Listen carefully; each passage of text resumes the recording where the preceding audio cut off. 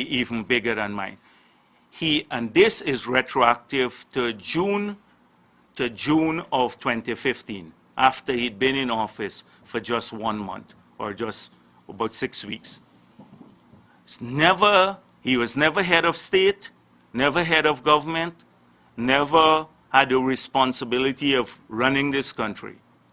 Has a portfolio that is a diminished one. He has a desk at the office of the president, and his pension, when he retires, will be bigger than mine, Nagamutu. And we talk about pension.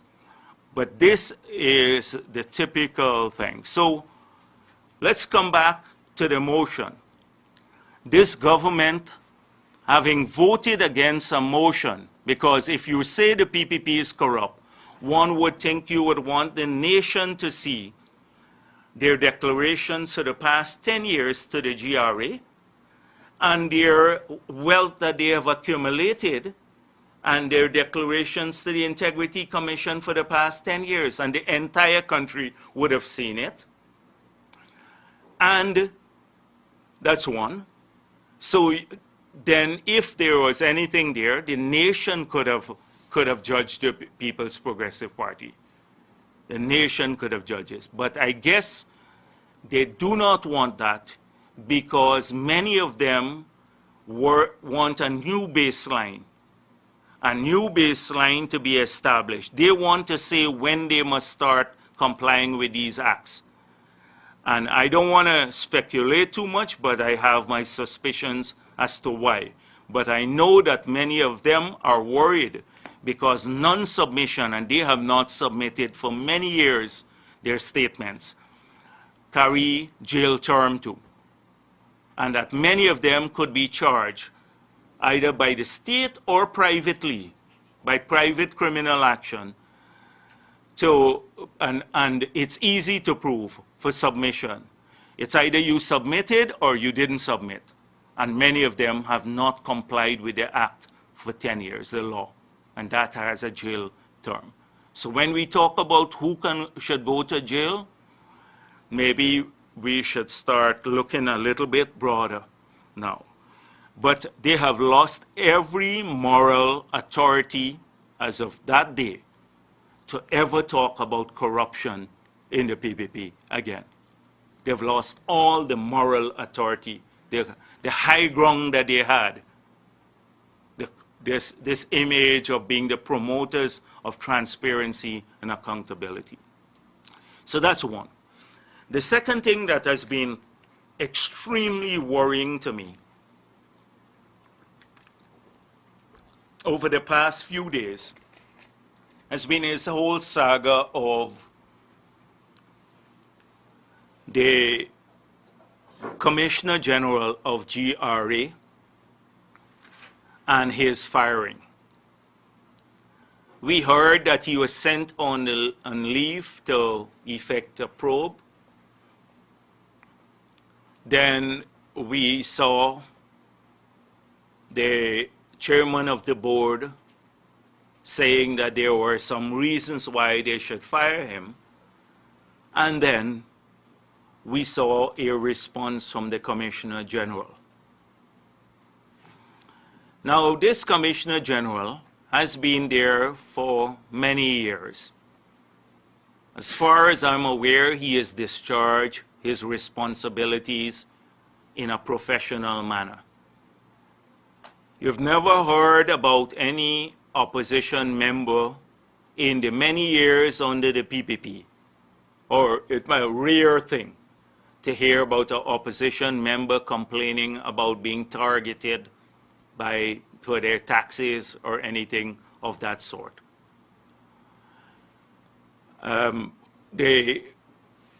So the discharge, in my view, of his responsibilities have been very professional. We have heard the Commissioner General say in his statement that, one, I was asked to rehire people who are corrupt or who have been fired for corruption.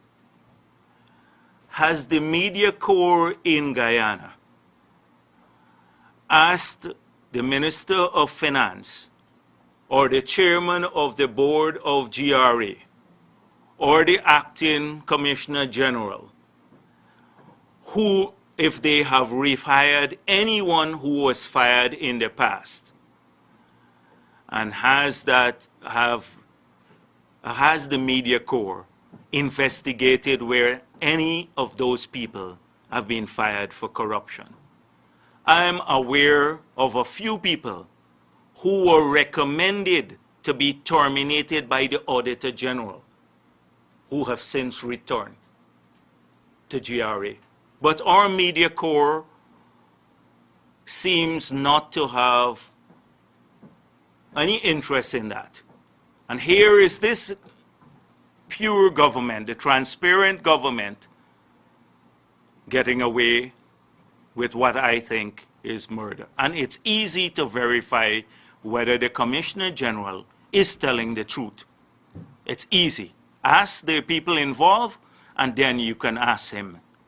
He said, I have been asked to settle tax matters that will cost billions of dollars. Now, it's clear the Commissioner General has the sole authority to settle tax matters.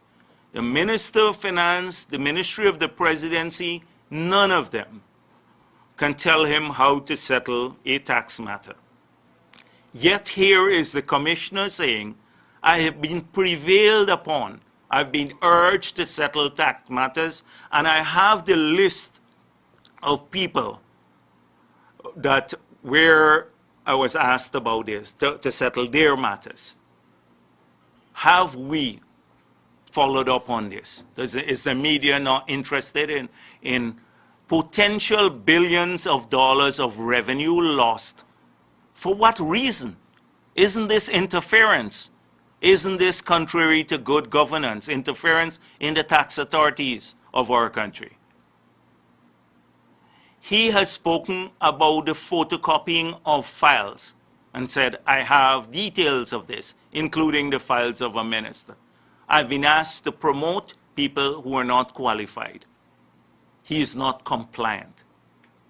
I think these things, when there are these charges by a technical officer, a professional person, not by the politician, not by the minister, because they have a political motive, then not just the media corps, but the international community must have a look into this matter. And I do hope that this happens, because this is ominous for the future of Guyana. It's an ominous thing if the tax authorities of our country can't manage in a professional manner.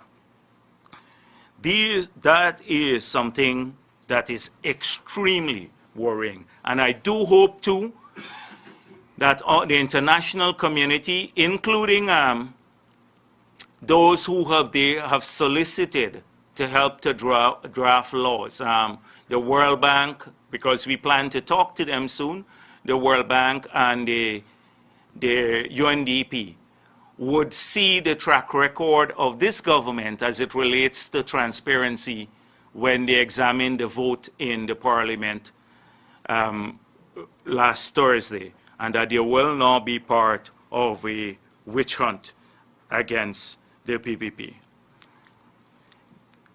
Those are two things that I wanted to talk about. I also wanted to talk about sugar and the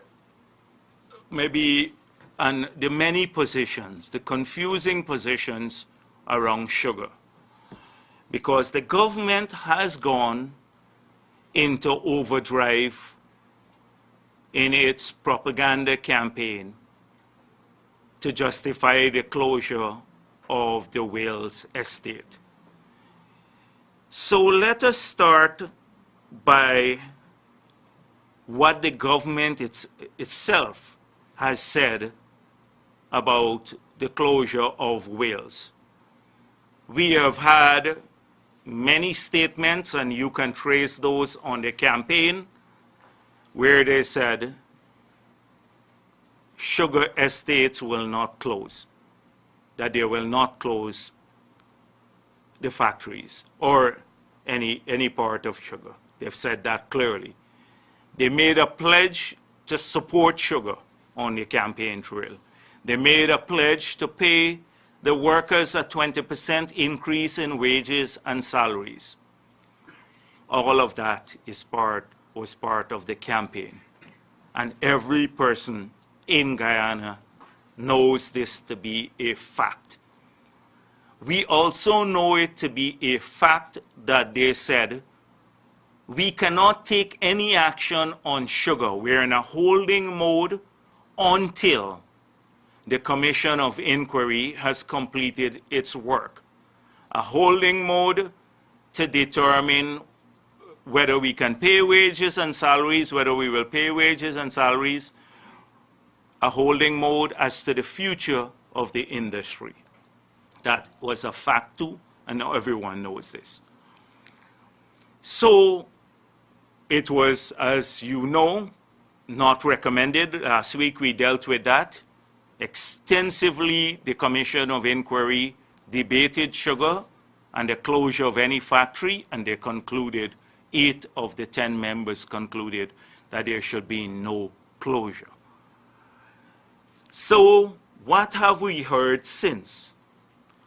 Now, recently, Gau and Nasi were invited to go to a discussion with Gaisuko on the Wales estate closure. This was after the public announcement was made, 2 or 3 days after the announcement was made.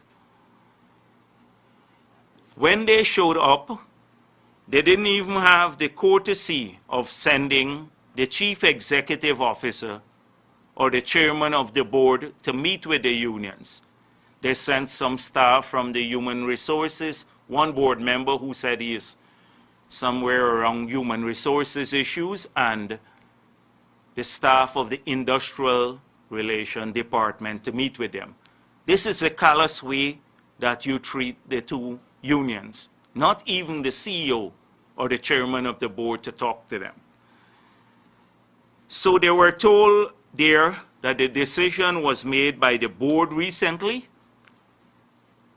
That was, the management told them that the decision was made by the board.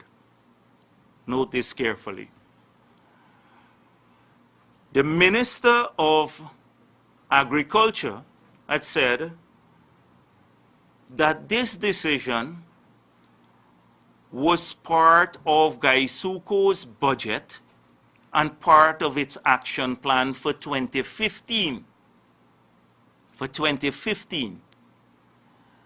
And therefore it was made before the COI, the Commission of Inquiry. Well, if this was true, they had planned to close Wales, and what the minister said was true, that it's part of the action plan. There are 2 questions we must ask ourselves. Why is it up to 3 weeks ago they were tilling the land at Wales for planting cane? If this was part of the action plan for 2015 and made before the COI, why were they tilling lands there to plant? And why did they rehabilitate the drainage system? Why did they fix the cokers? So that's one. So that points to that basically, if that was true, then there's a lot of incompetence. And secondly, if they knew this was so, that they were the part of the action plan to close Wales, and that was made before the COI, 2 of the members of Gaisuko, the chairman of the board, Mr. Clive Thomas, and Errol Hanuman, who is the CEO acting, are members of the Commission of the Inquiry. Why did they not tell the Commission of Inquiry, we have taken a decision to close Wales and have the CO